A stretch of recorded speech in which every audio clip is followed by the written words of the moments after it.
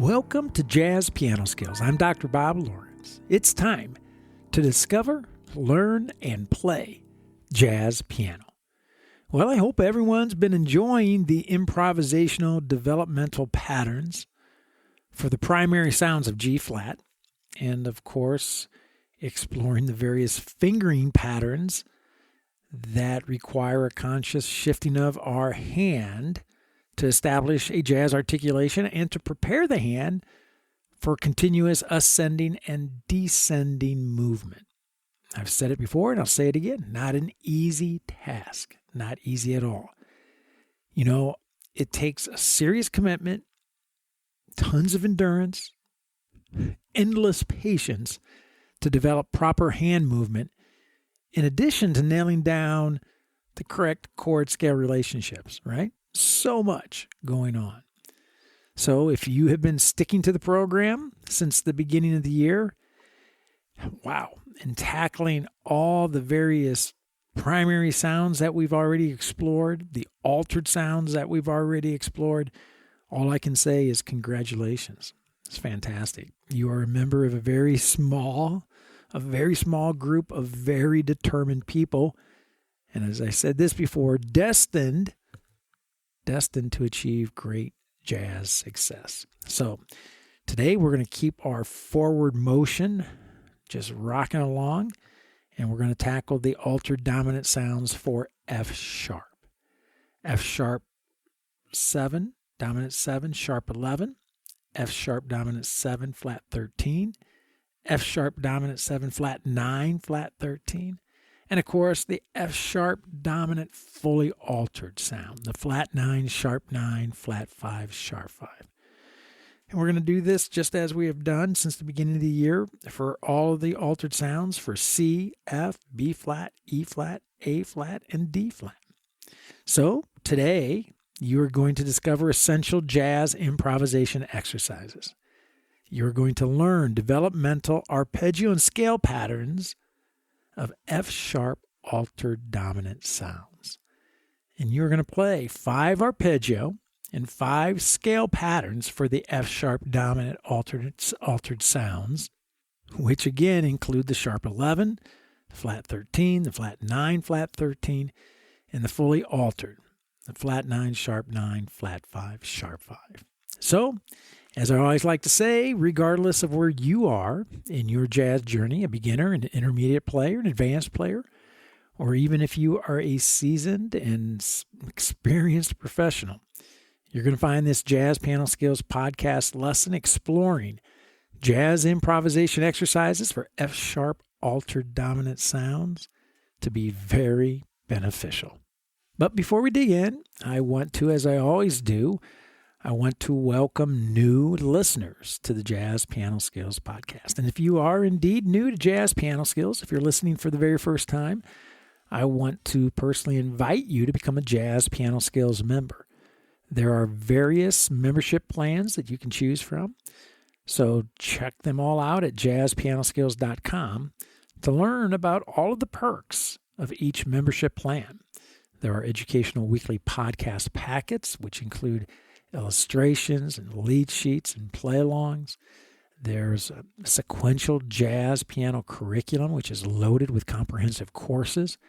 There's an online weekly master classes, online interactive fake book, and of course a private jazz piano skills community, which hosts a variety of engaging forums. On top of all that, there's also unlimited private, personal, and professional educational support. All of these perks are waiting for you, wanting to help you discover, learn, and play jazz piano. So when you have a few minutes, check it all out at jazzpianoskills.com and, of course, become a member. If you have any questions, once you look at the various membership plans, do not hesitate to reach out to me. I'm happy to spend some time with you, answer any questions that you may have, and help you find the perfect membership plan for you as you become a Jazz Piano Skills member. Okay, so on to the question of the week. This week's question comes from Lori Pinto. Lori living in Reading, Pennsylvania.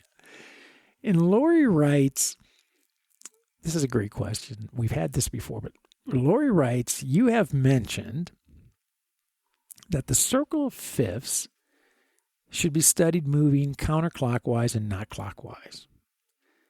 The way I see it, as do many of the diagrams on the internet do as well, the circle of fifths, when moving clockwise, is actually moving in fifths. For example, C up to G is a fifth. When we move counterclockwise, we are moving in fourths, C up to F. Please help me understand why you suggest moving counterclockwise. Thanks for taking my question. I love your podcast.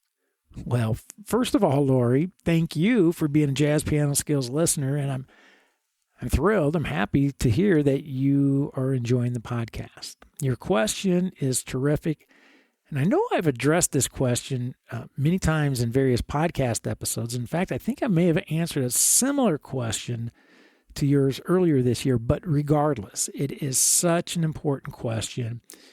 It is worth addressing again and again and again until the concept of the circle clicks for everyone.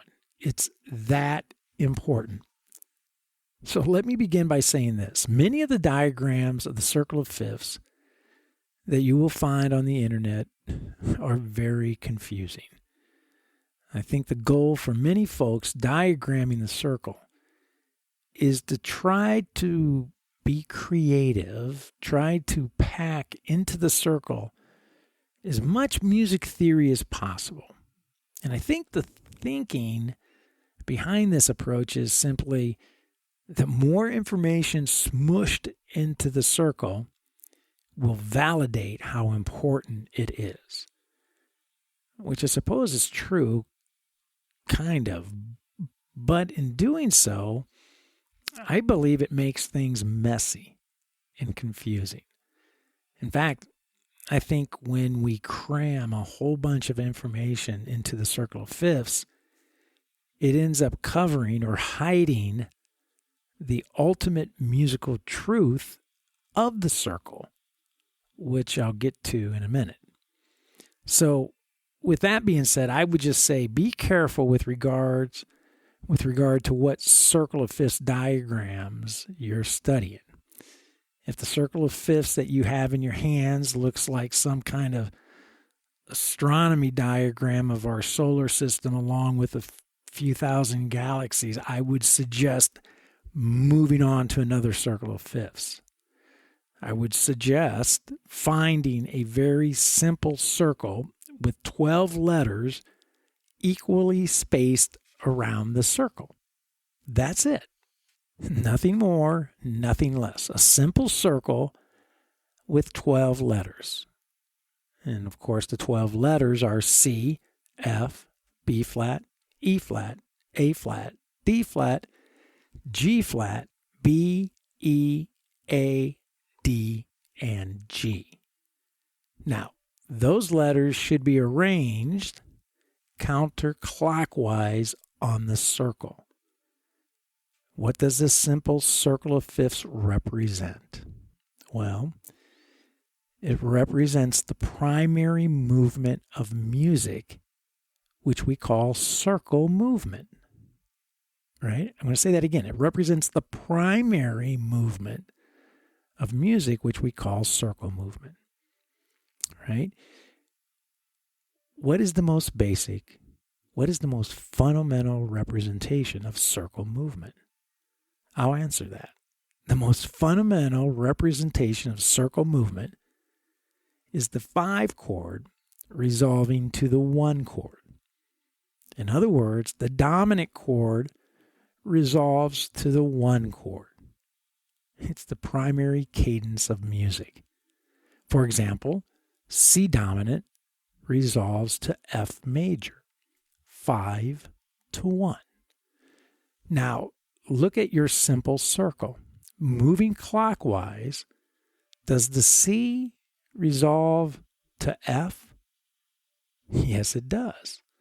C7 falls to the left, falls into F major. resolves to F major, to the left. C dominant does not resolve up to the right to G major.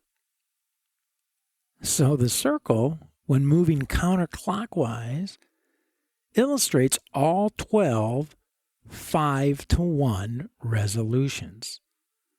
Hence the name circle of fifths, 5-to-1. C resolves to F. F resolves to B flat. B flat resolves to E flat, and so on. So this cute little circle places before you the most common of all chord progressions, the most important cadence, musical cadence of all, found in all genres of music, right? All genres. But wait, as the expression goes, there's more. What's the second most common chord movement, chord progression in all of music? It would be the 2-5-1 progression that you hear jazz musicians talking about daily. 2 minor, going to 5 dominant, going to 1 major. For example, D minor, going to G7, G dominant, going to C major. Now, again, look at your simple circle with the 12 letters only. What do you see when moving counterclockwise? We see the D going to the G, going to the C. Wow. More circle motion. How about the next common progression? How about the 6 going to the 2, going to the 5, going to the 1? For example, A minor 7, going to D minor 7, going to G dominant 7, going to C major 7. Again, check out your circle. What do you see? Again, we see when moving counterclockwise, of course, A going to D, going to G, going to C. Again, circle motion.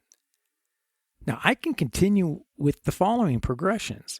3-6-2-5-1, 7-3-6-2-5-1, sharp 4-7-3-6-2-5-1.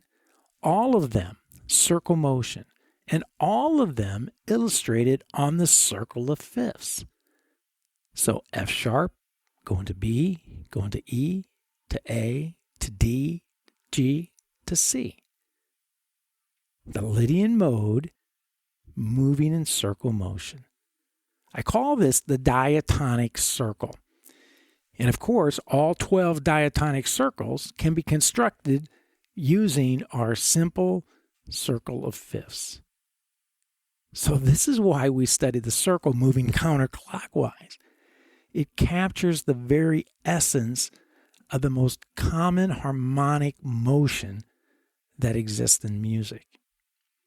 If you start adding more to the circle of fifths, then this musical reality, this musical fact, then you begin to dilute the true meaning and importance of the circle. Well, that's a whole lot of information very quick.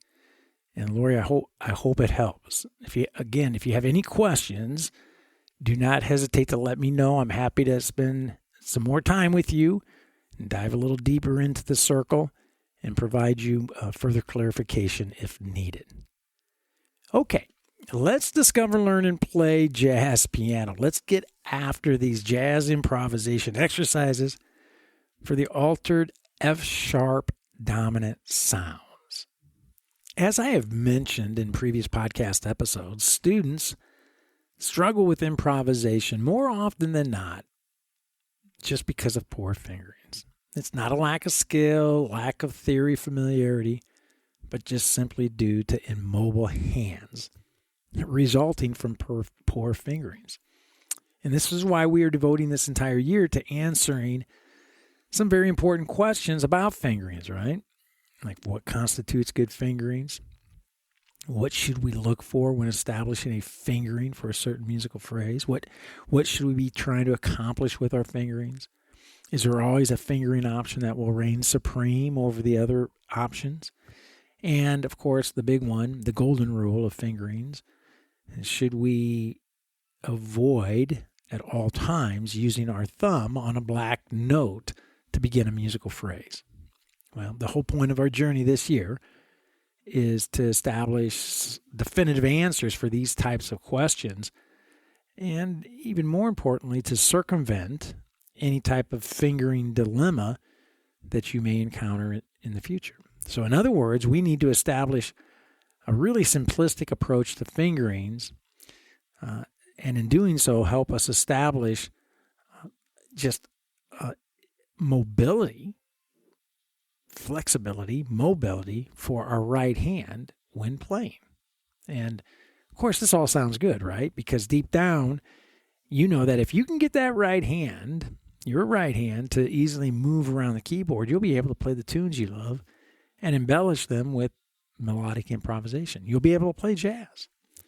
Again, this is the entire point, the entire objective of this entire year, to simplify our fingering, to establish a fingering approach, but a simple fingering approach, to establish a fingering conviction that will allow us to begin successfully practicing and establishing fingerings for all 60 chords using typical jazz patterns, right? And in doing so, solidify muscle memory, finger muscle memory, that ultimately frees us up when we play so we can think about musical expression, emotion, articulation, and of course, creativity.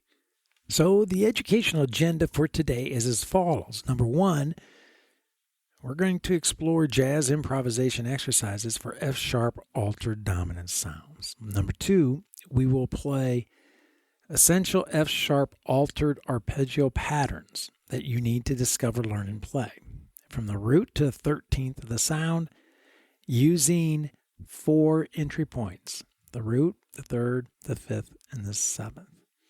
Number three, we will play essential F-sharp altered scale patterns that you need to discover, learn, and play, and again, from the root to the 13th of the sound, using the same 4 entry points: the root, the third, the fifth, and the seventh. I will be playing all jazz improvisation exercises today using the F-sharp 7, sharp 11 sound. And number 5, I will be playing all jazz improvisation exercises using our standard swing groove of 110. If you are a Jazz Piano Skills member, I want you to take a few minutes right now, hit the pause button, and I want you to download and print your podcast packets, the illustrations, the lead sheets, and the play-alongs that go along with this episode. Now, your membership grants you access to all of the educational podcast packets for every weekly podcast episode. And as I mentioned, every week you should be using these podcast packets when listening to the episode, of course, right? Having them in your hands.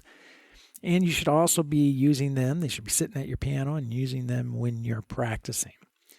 So if you are listening to this podcast on any of the popular podcast directories, and there are a gazillion of them: Apple, Google, Amazon, Spotify, iHeartRadio, Pandora, the list goes on, then be sure to go directly to jazzpianoskillspodcast.com, jazzpianoskillspodcast.com, to download your podcast packets, and you'll find the active download links in the show notes.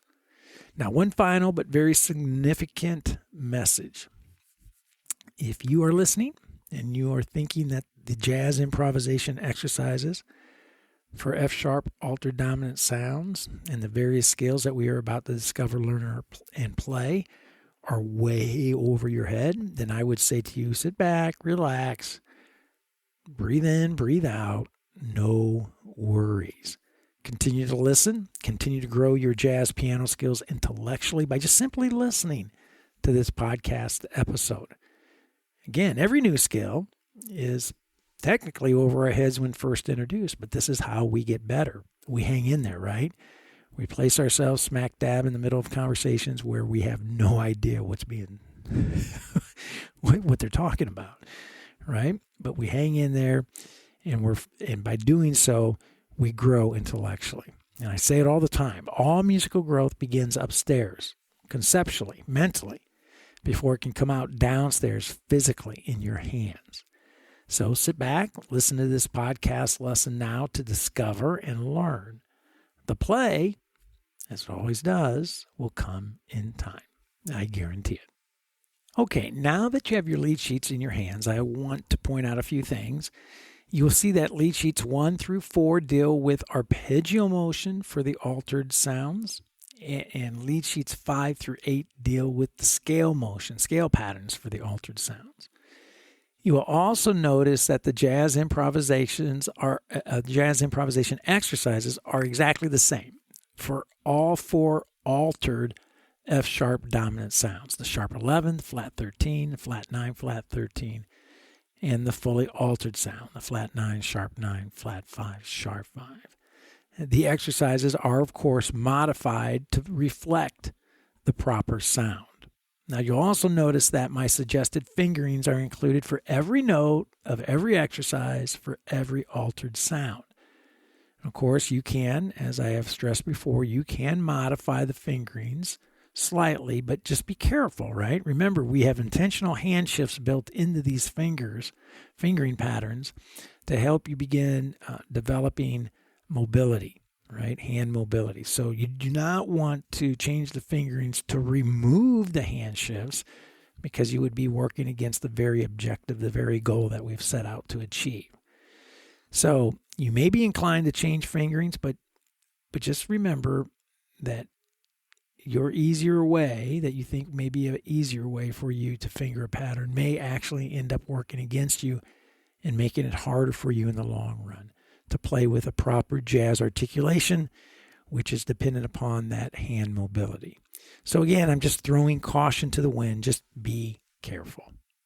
Okay, so let's get started. I want you to grab lead sheet 1, scale 1, and I want you to grab lead sheet 5, which would be scale 5. Both of these lead sheets, lead sheet 1, scale 1, deals with the dominant sharp 11 sound in arpeggio motion, using arpeggio motion. Lead sheet 5, scale 5, deals with the F sharp 7 altered patterns using scale motion.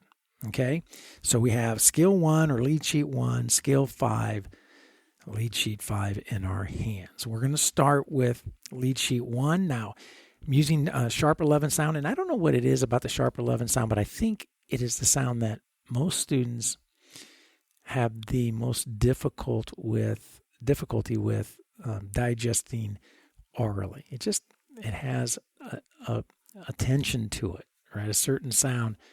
It's an acquired taste, is what I'm trying to say. So just keep in mind we're isolating this sound, and what makes practicing altered dominant sounds difficult is that we're isolating tension is what we're doing. This is what altered sounds do. They create tension. So when we isolate these sounds, we're isolating tension. In other words, the tension doesn't resolve. So it might be a little uncomfortable to the ears at first, but this is the most efficient and effective way to practice any skill, right? To isolate it and practice it and explore it in isolation. Then to drop it into a musical context after you have a command of the skill. So just keep that in mind as we go through the exercises today. If some of these exercises are kind of rubbing you the wrong way with your ears, just know that that's normal. Altered sounds create tension, and these tensions are being isolated and not resolving. So our very first lead sheet here with the F sharp 7, sharp 11, arpeggio sounds, you'll look at, we have 5 exercises labeled A, B, C, D, and E. Letter A starts off, we have 4 arpeggios, right? With a root entry, a third entry, a fifth entry, and a seventh entry. You'll notice there's a hand shift on every one of these 4-note arpeggios. Those hand shifts are in there intentionally. So again, don't remove the hand shift thinking, well, I can play this arpeggio without a hand shift. Of course you can. That's not the point. So leave the hand shift in. Get used to shifting the hand across the keys, okay? So let's bring the ensemble in. I'm going to play each arpeggio 4 times. So 4 times the root entry, then I'll move to 4 times the third entry, 4 times with the fifth entry, 4 times with the seventh entry. Follow along with your lead sheet. Make note of where those hand shifts are taking place. And here we go. 110, nice and relaxed. Here we go. Check it out.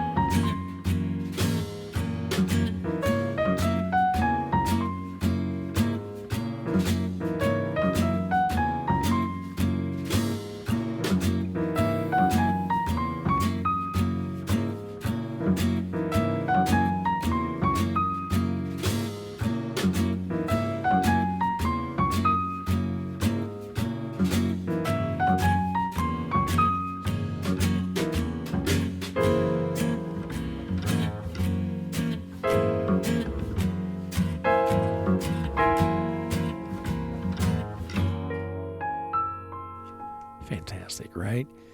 Listen, spend all the time you want on letter A because I'm a firm believer playing a simple 4-note arpeggio, ascending, of course descending as well, but these are just looking at ascending motion here.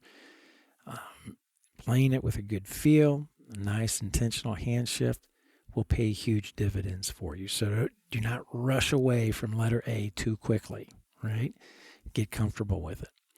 Letter B, pretty similar to letter A in that it's arpeggio motion again from the root, third, fifth, and seventh of the sound. However, we have a little contour now to the shape. Instead of going straight up, we have a little different sound, like that, right? But again, intentional hand shifts are put in there, so pay attention to those. And we're going to move 4 times on each melodic idea 4 times before moving on to the next set. Okay, so let's bring the ensemble in. Let's check out letter B, a little extended arpeggio motion here now with a little contour to our line. But again, intentional hand shifts and fingerings are placed in these motifs. So here we go. Check it out.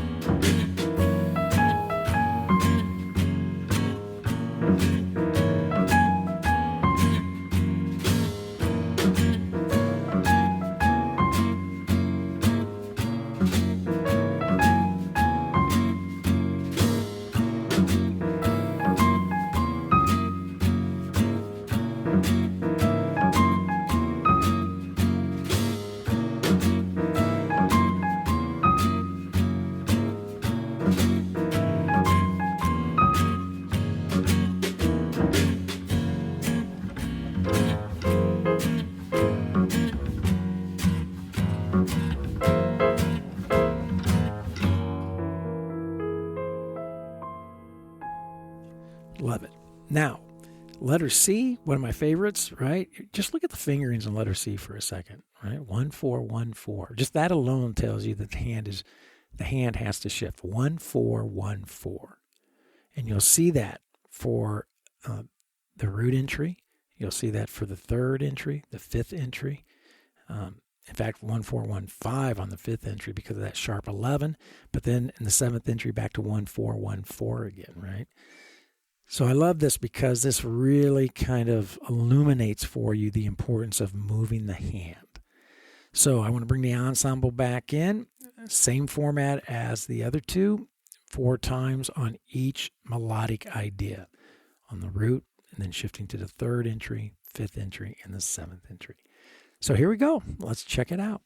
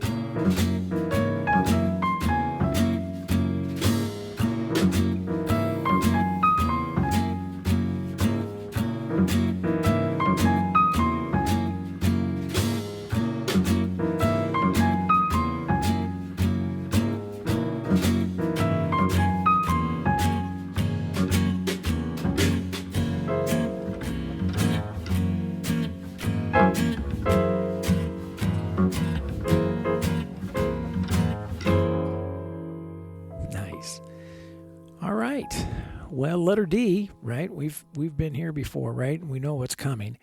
With letter D, we have eighth note triplets. And of course, we have to deal with eighth note triplets. It's laced through jazz literature. So here we have eighth note triplets, again, from the root, from the third, from the fifth, seventh. Lots of hand shifting going on. And of course, we have still dealing with this sharp 11 sound. So it's a lot of tension that doesn't resolve, but as I said earlier, I think the more you spend time, it's an acquired taste. So the more time you spend with this sharp 11 sound, the more your ears will start to say, hey, it's not so bad after all. I kind of like this sound. So anyway, let's bring the ensemble in. Let's listen to these eighth note triplets. Again, I'm playing at 110, and honestly, eighth note triplets at 110, with these fingerings and these hand shifts, not easy. So this is a good time for me to encourage you to play and practice at much slower tempos, right? Not just letter D, but all of these exercises.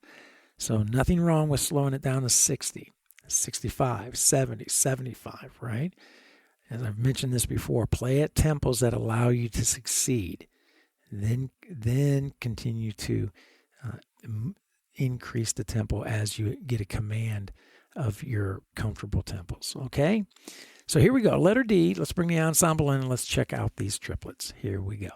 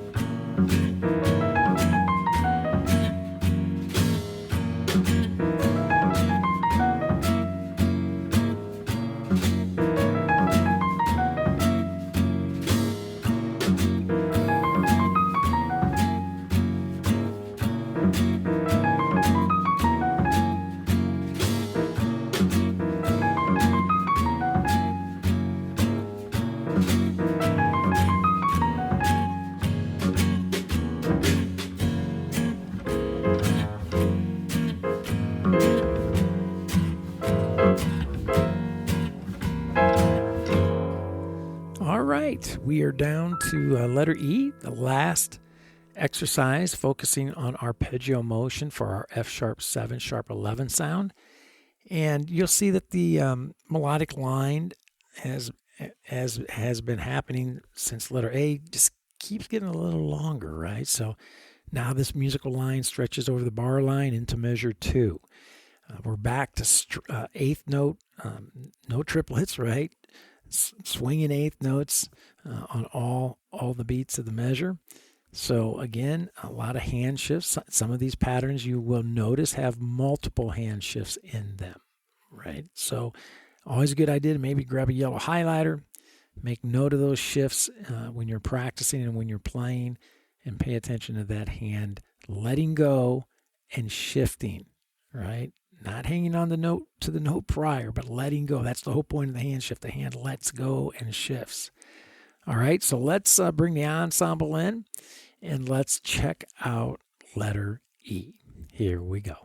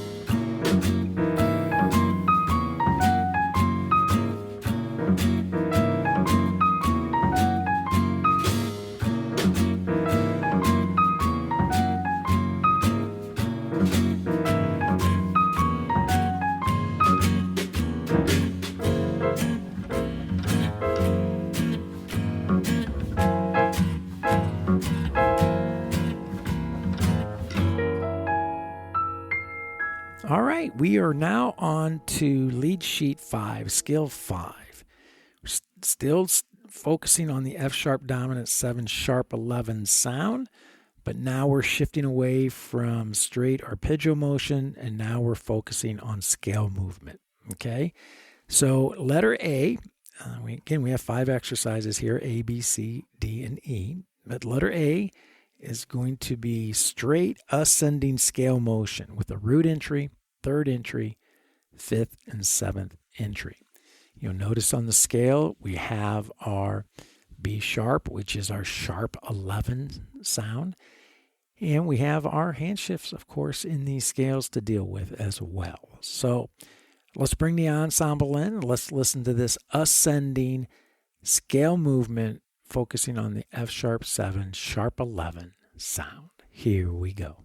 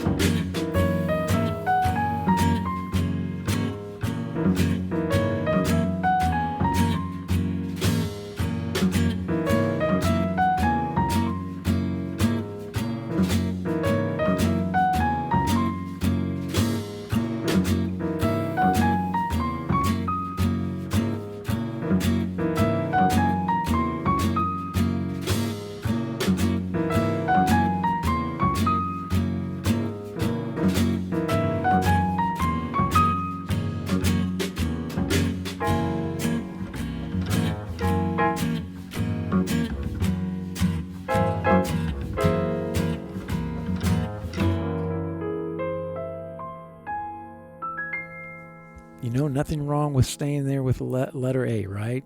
Just as I mentioned with the ascending arpeggio motion on letter A, nothing wrong with hanging out and practicing ascending scale motion with that sharp 11 sound from the various entry points. So important. Get those hand shifts comfortable, get the right articulation, the right feel. Again, play at comfortable tempos that allow you to succeed. Cannot stress how important that is. So now if you take a look at letter B, again, just as we did with the arpeggios, we just add a little contour now to our scale. So we get something like, so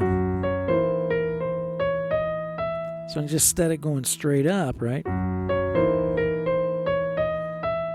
We have that kind of idea.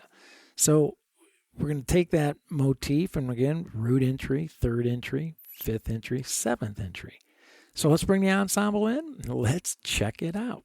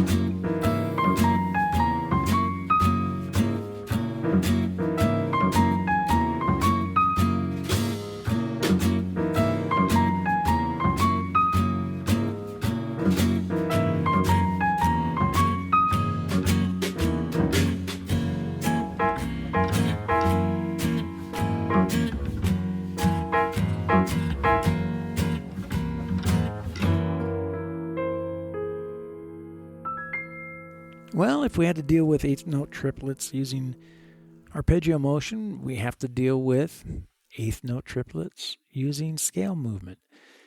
And that's exactly what happens in letter C. So you can see now our musical line's getting longer. We're stretching over the bar line in the measure 2. We have eighth note triplets on counts 1, 2, 3, and 4 of measure 1. We have hand shifts taking place with our fingerings to pull off these triplets. And again, you need to play these triplets at 110. Again, slow these down. This is a challenging pattern to play through this entire sound, especially when we move it from the root to third, to fifth, to seventh. Not an easy task. So nothing wrong with slowing the tempo down, getting a command of the fingerings and the hand shifts at slower tempos before challenging yourself with quicker tempos. So let's bring the ensemble in and let's take a listen to letter C.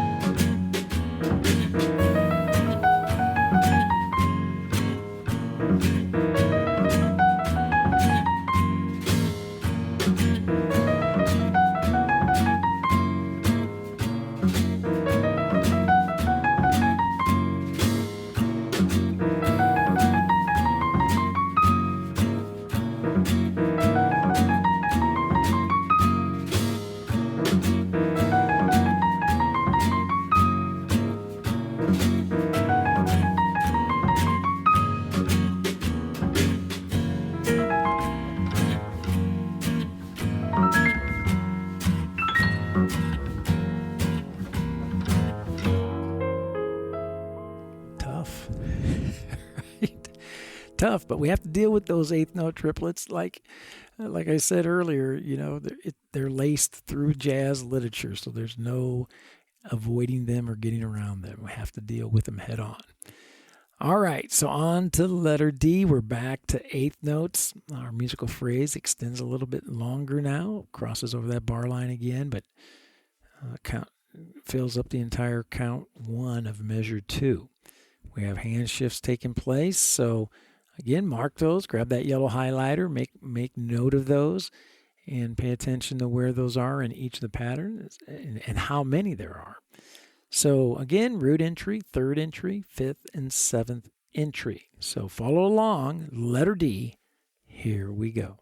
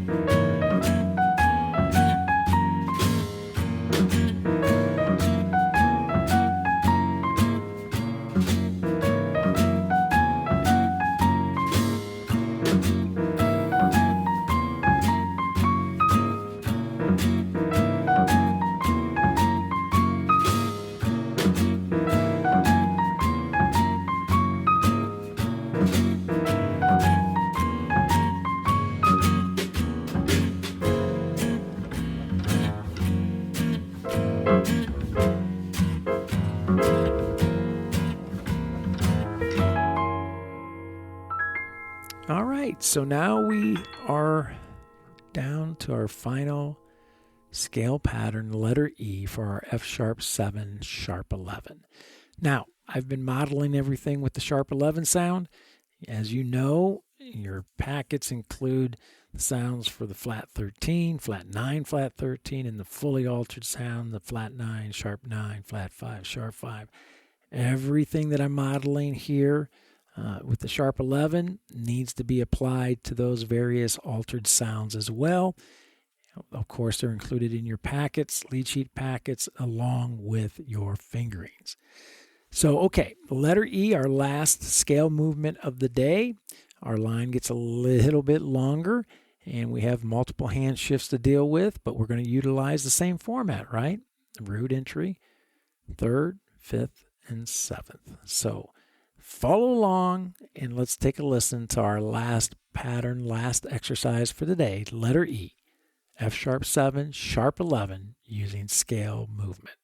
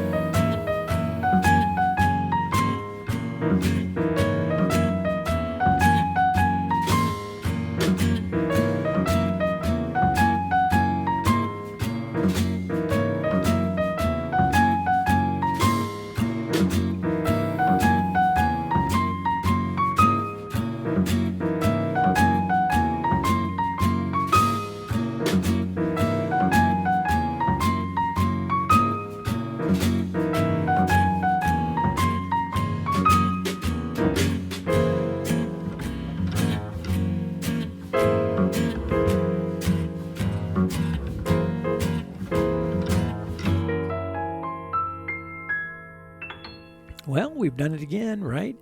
Every week, it's a marathon packed into 1 hour, right? One very short and very fast hour. Again, even though I played these improvisational exercises for the dominant sharp 11 sound today, be sure to practice them for the flat 13, the flat 9, flat 13, and the fully altered sounds as well. Right? Again, they're all laid out for you in your Lead Sheets podcast packet with fingerings. Right? And again, remember, you can modify the fingering slightly, but just don't take those hand shifts out. You'll be working against our very objective, the goals that we have set out to achieve. Okay? You have a ton to tackle this week, no doubt. So use your practice time wisely. And guess what? Next week, we tackle a bebop tune, right? Closely examine the various melodic shapes found within the head of the bebop tune and, of course, the fingerings that we should be using to play that tune as well. As always, listen, when you're practicing, I call it grunt work. This is grunt work, no question about it. When you're doing this type of grunt work, be patient, right? Developing mature professional jazz piano skills takes a lot of time. It just does.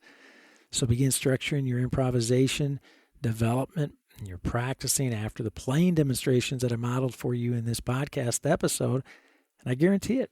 You'll begin to see, you'll begin to feel, and you'll begin to hear your progress. Well, I hope you have found this episode, this Jazz Piano Skills podcast episode, lesson, exploring jazz improvisation exercises for F-sharp altered dominant sounds, to be insightful and, of course, to be beneficial. And don't forget, if you are a Jazz Piano Skills Ensemble member, I'll see you online Thursday evening at the Jazz Piano Skills Masterclass. It's going to be 8 p.m. Central Time to discuss this podcast episode lesson, exploring jazz improvisation exercises for the F-sharp altered dominant sounds in greater detail. And, of course, to answer any questions that you may have about the study of jazz in general. Right? Again, be sure to use those podcast packets. Check out the Jazz Piano Skills courses. Get involved with the Jazz Piano Skills community. Get out there, introduce yourself, make some new Jazz Piano Skills friends. Always a great thing to do. If you have any questions, you can always reach me by phone. My number here at the Dallas School of Music is 972-380-8050. My office extension here is 211. If you prefer to reach out by email, that's going to be Dr. Lawrence, Dr. Lawrence, at jazzpianoskills.com. Or you can use the nifty little SpeakPipe widget that is found on every web page of the Jazz Piano Skills website. Well, there's my cue. That's it for now. And until next week, enjoy the jazz improvisation exercises for the F-sharp altered dominant sounds. And most of all, have fun as you discover, learn, and play jazz piano.